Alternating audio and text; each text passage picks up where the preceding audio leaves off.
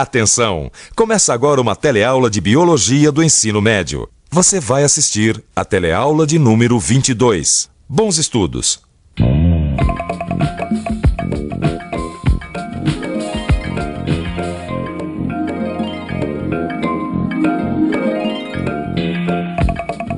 Por que não podemos beber a água do mar? Isso é o que nós vamos ver na nossa teleaula de hoje. Nesta teleaula você vai ver o que acontece quando ingerimos excesso de sal. Vai ver como o rim regula a quantidade de substâncias no nosso organismo e o efeito que a eliminação do sal provoca. E vai saber por que certos animais conseguem ingerir muito sal sem correrem risco de prejudicar seu organismo.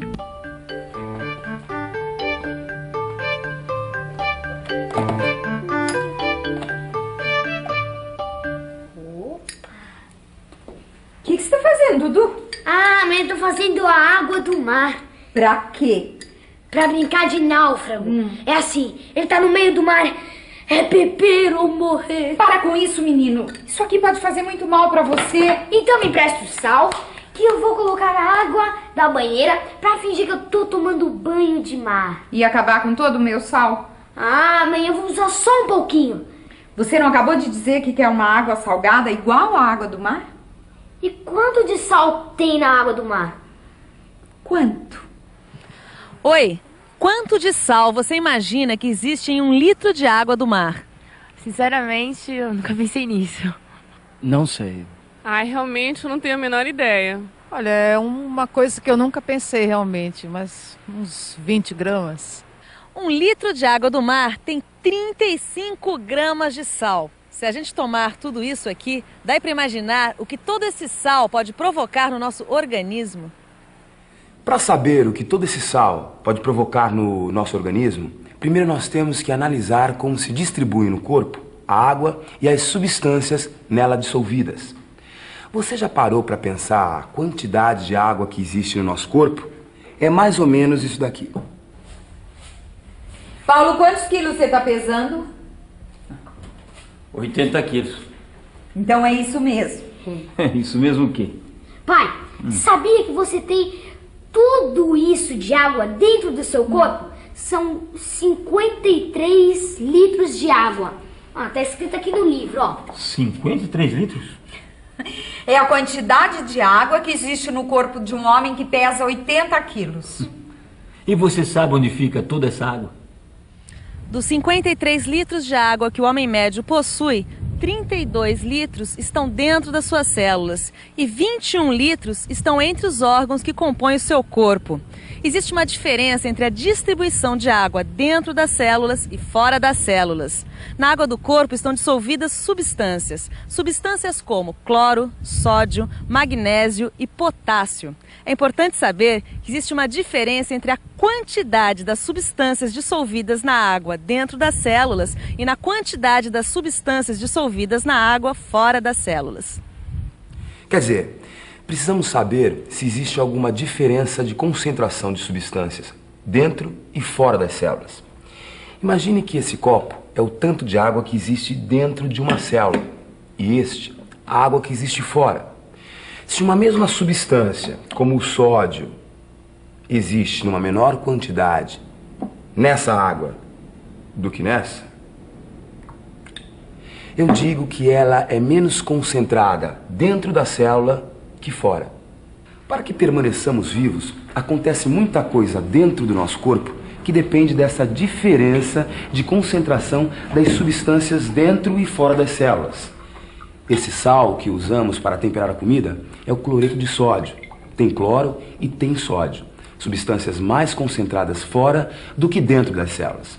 Se você comer a pipoca muito salgada, vai aumentar a concentração de cloro e sódio nos líquidos fora das suas células.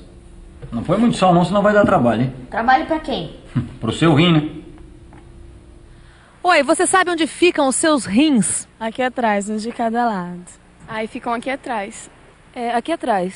E qual é a função dos rins no nosso organismo? Filtrar o sangue. Eles produzem a urina. É controlar a quantidade de sal que existe no sangue. É isso aí. O rim é o órgão que mantém as diferenças de concentração necessárias entre as substâncias dentro e fora das células. Em outras palavras, ele mantém a constância do meio interno. A nossa sobrevivência depende da constância do nosso meio interno, ou seja, da correta diferença de concentração de substâncias dentro do nosso organismo. O rim faz isso. O rim é o principal órgão do nosso aparelho excretor. Ele elimina pela urina substâncias prejudiciais ou que o organismo não precisa mais. Ele também é responsável pela manutenção das concentrações adequadas das substâncias do nosso corpo. Se lembra que a gente já viu como o rim funciona e os estágios da formação da urina? O rim é formado por unidades chamadas néfron. Aí, a urina é formada em 3 estágios: filtragem, reabsorção e secreção. Na filtração, a água e pequenas moléculas são filtradas para os túbulos através de uma rede de capilares sanguíneos.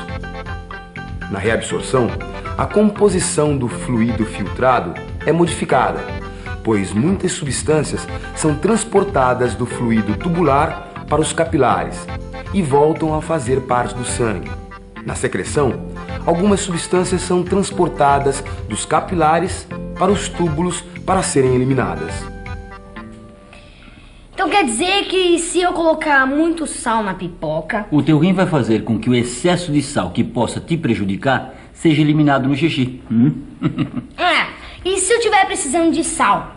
E não é você que vive falando que eu preciso de sais minerais? Não precisa se preocupar, sabidinho, porque o seu rim sabe melhor do que você o que o seu organismo precisa. Ah, é? E se eu estiver precisando, o que ele vai fazer? O rim realiza a reabsorção das substâncias que devem permanecer no organismo.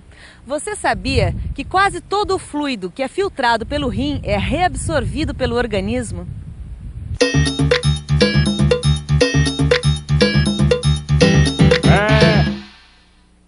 Sabia que passam pelos rins 120 mililitros de fluido por minuto para serem filtrados?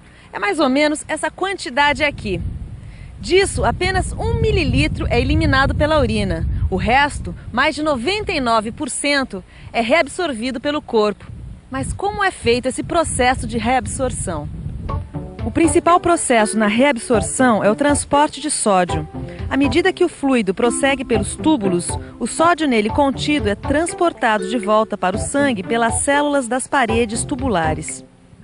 Para entender como se dá esse transporte de sódio e quais os seus efeitos na formação da urina, vamos relembrar as noções de difusão e osmose.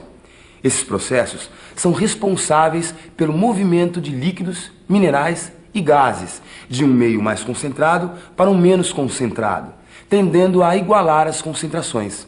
A gente já viu isso em outras teleaulas, lembra?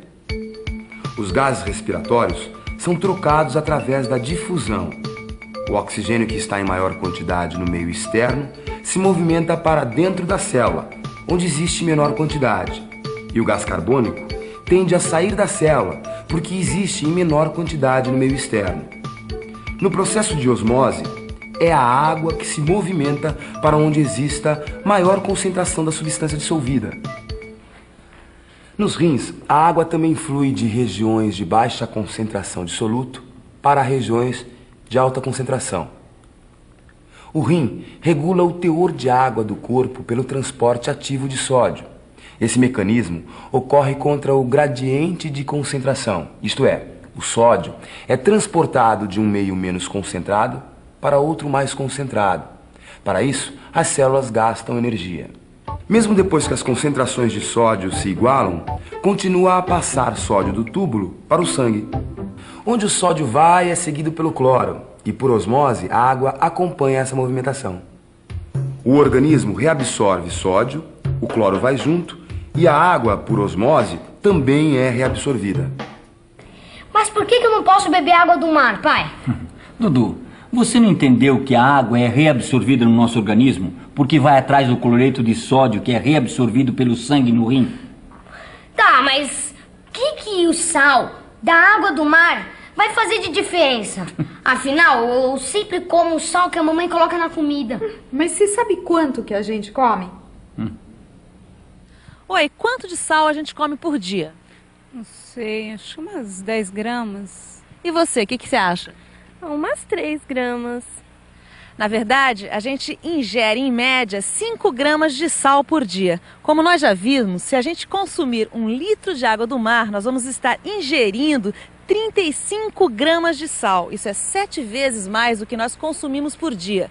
O organismo vai ter que se livrar de todo esse excesso através da urina. E aí, toda essa água vai ter que sair. E um pouco mais de água também vai sair junto. Porque, como a gente viu, a água no nosso organismo acompanha o movimento do sal por osmose.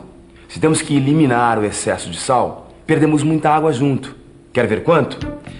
Para cada 1000 mililitros de água do mar tomado, estarão sendo ingeridas 35 gramas de sal, o que vai provocar um volume de urina de 1.350 mililitros, para eliminar apenas 22 gramas de sal.